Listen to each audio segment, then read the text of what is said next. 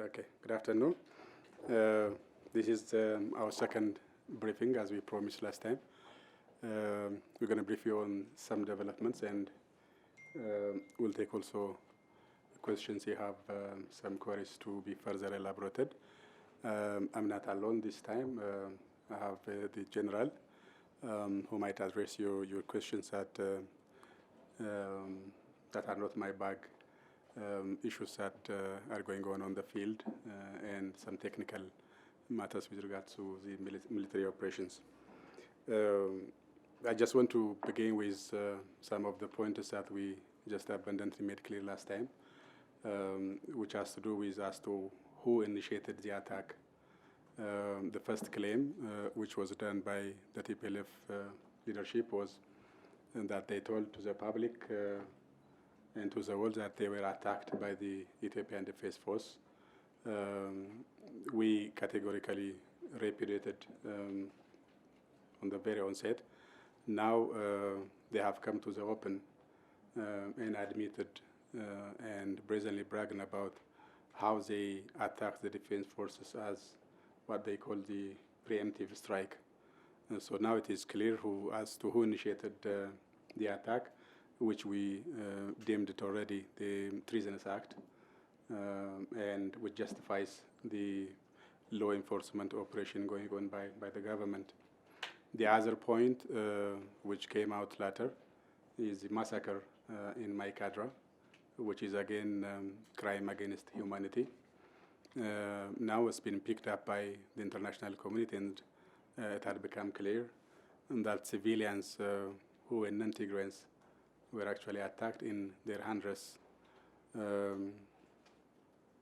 That was very egregious act, very inhumane and very much heinous act. That now they kept quiet until the National Defense Force arrived to the area and discovered the bodies, the injured, and the very much traumatized civilians in the areas which they were controlling. Now it's very much clear again as to who would commit that kind of crime. What happened when the defense forces arrived the area will be actually elaborated by General. He will tell you what his friends have discovered in the area when the TPLF special forces and the militia left the area, attacking civilians, massacring without sparing even children and women. Now they are saying it has to be investigated. It could be investigated. Investigation could be relevant as to identify who actually gave that order and which members of the special force and which members of the militia who actually committed the act. Otherwise, the order was given, the intention was given by the entire leadership, and the entire leadership, especially the upper echelon, is the one to blame, because they've been very much adamant in creating hysteria and uses of alienation of the Tigrayan people, as if the defense forces have been there to subdue and to harass Tigrayan people, as if it had never been collecting their resources, as if it had never been contributing its own salary to build dams, as if it had never been toiling with the peasants, living their own life with both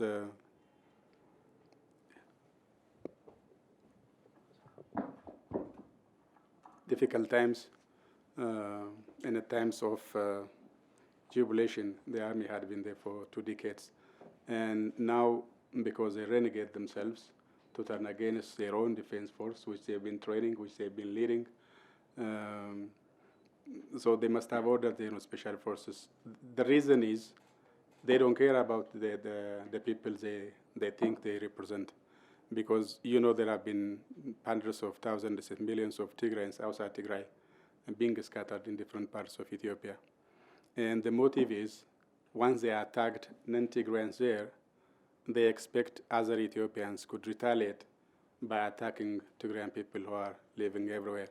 And then that would further escalate the tension, that would further escalate the division, and thereby they cut all the fabrics which would connect Ethiopians together, and that would further alienate the Tigrayan people. And then in a bid for the secession, you know, you must have been aware by now that they are calling their special forces and militias as Tigrayan Defense Force.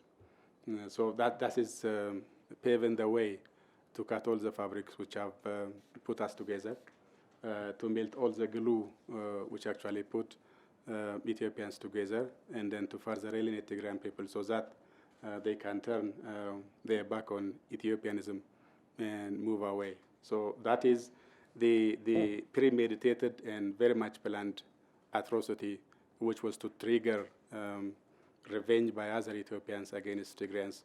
That's why the government is now clear to give an order to all the administrative areas whereby the communities could usher and also sue the Tigrayan Ethiopians not to be scared, not to be afraid of, or if any malfeasance discovered by any Ethiopians, whether for economic reason, whether for political reason, whether for reasons which could not be tenable in any way, so the government would take serious action.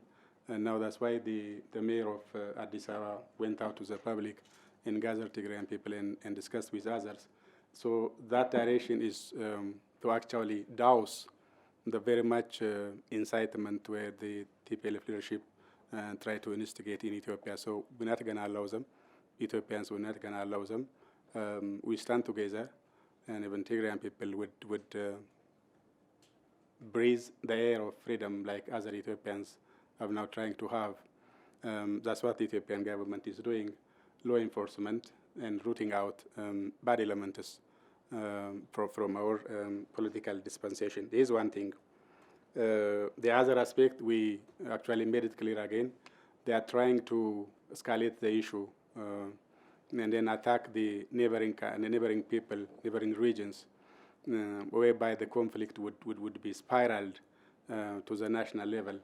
That's why they attacked the Amhara people in Gondar, in Bahada. And that's why the government was saying, unless the arsenals destroyed or wrested away from these ringleaders, they wouldn't spare, they wouldn't hesitate to strike anybody around, so that they can create havoc and hysteria in Ethiopia, and that would result in civil war. So that's why the government has to destroy their armaments which have been discovered, and now we keep on destroying as we go along. These were the very points which we raised, and then now they have become public records, and aware. Every one of you are aware of those issues.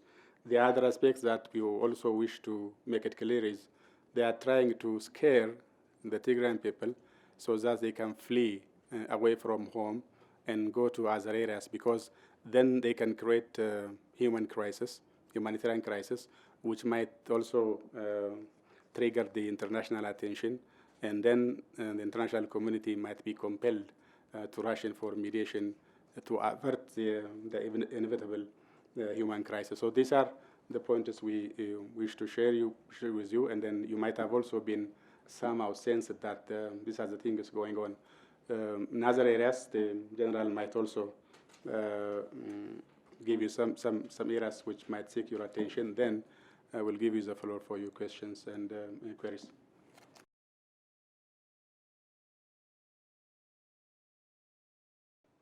Let me shoot your questions down as per their chronological order. With regards to the collector's question in connection to the TPM's mission to Uganda, I've seen the news being bandied about, but I would like to tell you, and it's very much spurious and disingenuous. There had never been an attempt by Uganda to mediate. We've never heard a question from Uganda, and we've never also asked Uganda or any other country to mediate, because our position was very much clear from the onset. Yes, the mission is sent to Uganda, but not to Uganda, but to the entire region, and the mission that was delegation led by Deputy Prime Minister and Foreign Minister covers around 6 countries, particularly the IGAD member countries. So it's not solely destined to Uganda. Now they met with His Excellency Museveni, and now in the afternoon they will meet with Kenyatta, and then it goes on. So it has nothing to do with mediation. Rather, the delegation actually was interested to deliver a message of the Prime Minister, which augments and buttresses and make it further clear that we don't need any mediation until we bring the ringleaders to court, because any mediation would incentivize impunity and unruliness. So any partner who wishes the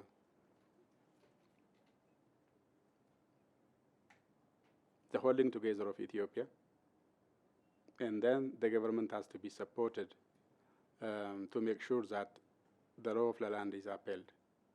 To equate the government with any subnational entity who threatens the very existence of the country would actually elevate such impunity, and if impunity reigns in Ethiopia, then Ethiopia wouldn't exist. So any country should put itself, any partner should put itself in our shoe. Would any country in the world allow an entity in a district or in a county who openly claims to have a rocket or missile and vow to attack its headquarters and dismantle the country and attack openly its defense forces? Which country in the world would be asked to sit down and negotiate with such entity of a subnational unruly group? So if any country doesn't wish to do it, if it happens on its soil, then it would be tantamount to relegating the government to every unruly entity which might have popped up in one or the other areas. Now, if this government would sit down and actually negotiate with ringleaders in Tigray, then it has to sit down in every other parts of the country whenever somebody has access to a rocket and missile and threatens the very headquarters of the country.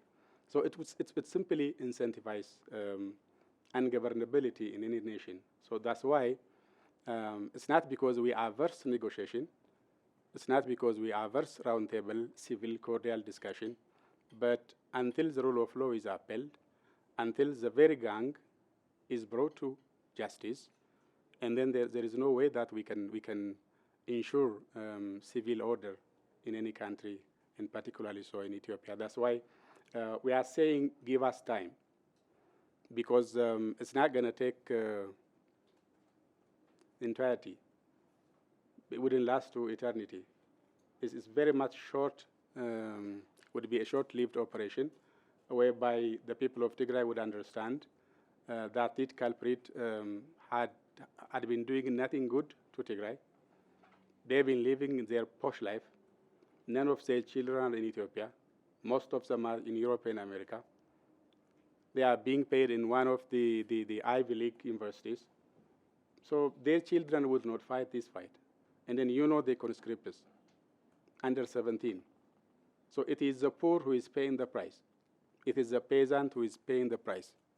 Now, these people do not care because they are in their 80s, late 70s, and early 90s. So they still wish to die, dragging down some of their compatriots. They have enough to eat. Why don't you let their younger brothers and sisters to just live their own life? So that's the question the government is asking. Very short time, so that people will understand and push them away. And then people of Tigray can lead their civil life, and then the younger generation would figure out how to fend itself when these lingerers are actually taken away from their neck. So it's the government's only weeding out bad elements. Otherwise, negotiation would be inevitable. Discussion would be inevitable. But if we sit with everybody who acquires rocket and missile, then who would govern Ethiopia? Who would actually call the shots when it comes to popular and leading the daily life of Ethiopians, because everybody become a ruler on his own. So everybody becomes a law unto himself. And then no country would survive in such a manner. So we appreciate concerns, both from near and afar. We appreciate concerns that they are true concerns. But again, we want to make it very clear the real context of what's going on. Some friends, they are afraid. These ringleaders are very much experienced. They've been fighting for so long, so the government wouldn't subdue them. Hence, you would end up in quagmire. So can you just sit and talk? How can you sit and talk with such an antisocial element, such unruly group, which tries to control every bit of your heartbeat?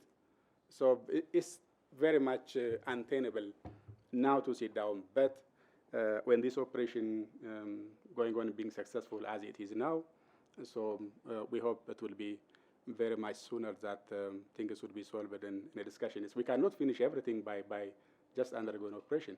You cannot finish everything by just putting everybody to prison. But if you take away the gang, the leaders, others would reason out and then figure out in a very cordial manner. That's what we are asking our friends to understand. And we don't deem any attempt to suggest negotiation as meddling. It's, by and large, it's just genuine concern for Ethiopia. But again, because we are here Ethiopians, so we know in and out, and we say we must be listened to, because it's us who understand what's best for us. And then when we seek for assistance, then we appreciate anybody who lends us a right hand. That's what we are saying, otherwise it's not meddling. Refugees are saying airstrikes. I think General would augment my argument, and you might have witnessed by now. If the army meant to bomb civilian areas, and those artillerists that you just said, we thought we wipe out, and now they are having some, we could have done it. And let me give you one news, a fact that was actually going on. You know, they claimed the military strike Tekeze Dam. And you know what happened was the pilot flew to strike a target, and the moment he just checks the target, he saw that people were near to the target, and he decided, against the order, he decided not to strike, and then decided to fly back to his base. But again, you know, he cannot land with the bomb that he carries. So he has to throw it on the river, Tekeze, far away from the dam.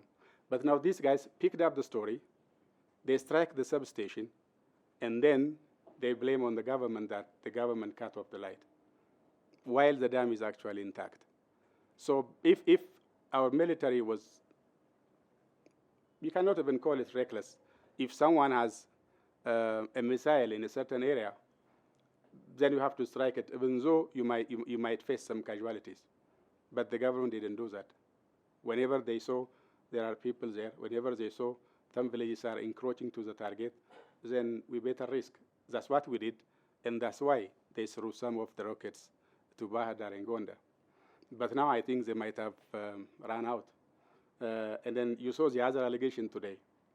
They say a jet was flying lower enough to crack windows. And then if they say they would hit a jet while it lands or it takes off, how come they failed to strike it when it was flying low enough to be seen and to crack windows? So they are good at lying, and they are good at to stick to their lies. Sometimes they even fail to stick to their lies, and they have to change and create another story. So unless you connect the dots, you will end up being hoodwinked by a series of lies and fabrications. Like you said, they said they were attacked. Now they said, no, we attacked for preemptive reasons. And then the other time they said the dam was attacked when everybody saw the dam was intact, and then said, no, it was not the dam, but it was substation. And on the other time, they said they would strike everybody, and then when they fail, now the government is actually now striking the civilians. Our feel was they can even strike their own civilians, yeah, and then they blame on the government because they can create more anger by the public. So these are the points which you mentioned. Another, yes, there was a strike, and the strike was not on Mekelle, it was on Sabarbas. But because General May augmented, these fighter jets do use very high energy, and when they fly, they have a huge sound that can crack windows, and when it goes a little bit down, then it might have serious impact, even though it may not strike the actual civilian area. So it flew, attacking military targets which might be used by the TPLF leadership and its special forces. But no civilian target was actually hit. It's been spared, as was the case in all the times.